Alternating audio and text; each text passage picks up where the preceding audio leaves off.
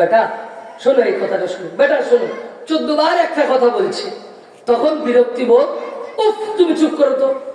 এই উফ শব্দটা পিতামাতার সম্মুখে করা যাবে না। পিতামাতা কষ্ট পাবে, ব্যথা পাবে, কারণ ওনার সময় ওটা, এটা আল্লাহ পাকের সৃষ্টি, উনি বলবেন ওটা।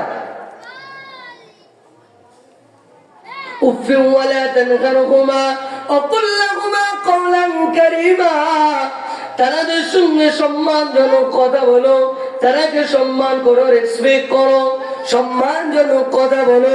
কিন্তু আজকে পৃথিবীর জমিনে যুবক পিতামাতার গায়েতে হাত তুলে দেয়।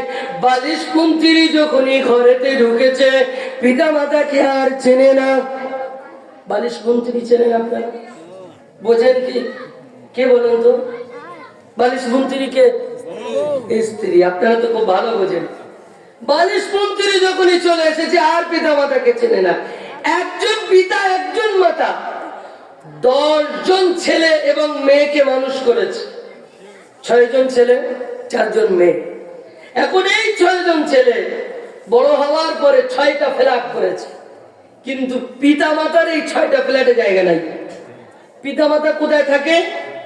ওই যে খড় দেওয়া, পেপার দেওয়া একটা ঘর আছে, ওই ঘরে থাকে। কেন না? পিতা মাতাই বড় ফ্ল্যাটে ঢুকলে নোংরা করবে, বয়স হয়ে গেছে তো নোংরা করে ফেলবে, জায়গা হয় না।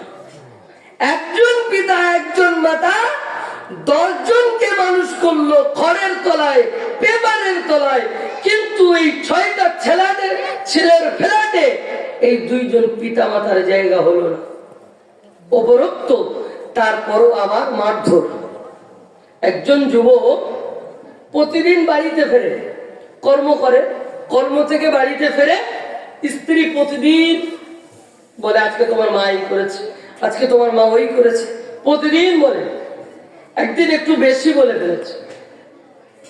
যুবক খুব রাগান্বিত হয়েছিলেন, মাকে মারতে চলে গেলেন, রেগে মাকে মারতে চলে গেলেন। মাকে মারতে মারতে মারতে মারতে এমন জায়গায় মেরেছে, মা পৃথিবীর জমিন থেকে বিদায় নিলেন। যেই মা পৃথিবীর জমিন থেকে বিদায় নিয়েছে, নিজে অনুতপ্ত হতে শুরু করলেন, মাকে মেরে ফেললাম, আমি মাকে মেরে ফেললাম, আমার মা বিদায় নিল। যুবকটা যে হাত দিয়ে মাকে মেরেছিল, ওই হাতটা কেটে ফেলে দিলেন। ওই হাতটা রাখলেন না, হাতটা কেটে ফেলে দিলেন। এরপরে স্ত্রীর জন্য মাকে মেরেছিলেন, স্ত্রীকে তালাক দিয়ে দিলেন, বাড়ি থেকে বার করে দিলেন।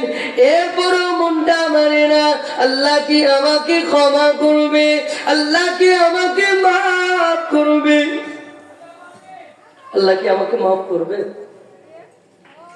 চলে গেলেন আল্লাহ পাকের কাবা বাইতুল্লাহ শরীফে। আল্লাহ পাকের কাবা বাইতুল্লাহ শরীফের পাশে একটা জায়গা রয়েছে, ওই জায়গাটা ঘেরা আছে, ওই জায়গাটার নাম হলো হাতিম। ওই হাতিমের পাশে দাঁড়িয়ে দাঁড়িয়ে আল্লাহ পাকের কাছে দোয়া চায়, রব্বুল আলামিন আল্লাহ আমাকে ক্ষমা করে দেন, আল্লাহ আমাকে মাফ করে দেন।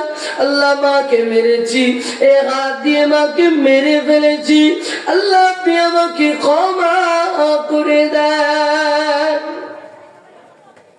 1 বছর নয়, 2 বছর নয়, 12টা বছর কাটিয়ে দিয়েছে, আল্লাহর কাছে ক্ষমা চাইছে। 7 বছর পর পর একজন আল্লাহর ওলি তিনি হজ পাকে যাচ্ছেন আর ওই যুবককে দেখছেন। 7 বছর দেখতে পাচ্ছেন। আল্লাহর ওলি ভাবলেন ইনি হয়তো আমার থেকে বড় আল্লাহর ওলি হবেন, আমি 7 বছর পর পর ওনাকে দেখছি। তো তিনি আস্তে আস্তে গুটি গুটি পায়খানার কাছে গেলেন, একটু দোয়া নিয়ে আসি, আমার থেকে বড় আল্লাহর ওলি হবেন তিনি, একটু দোয়া নিয়ে আসি।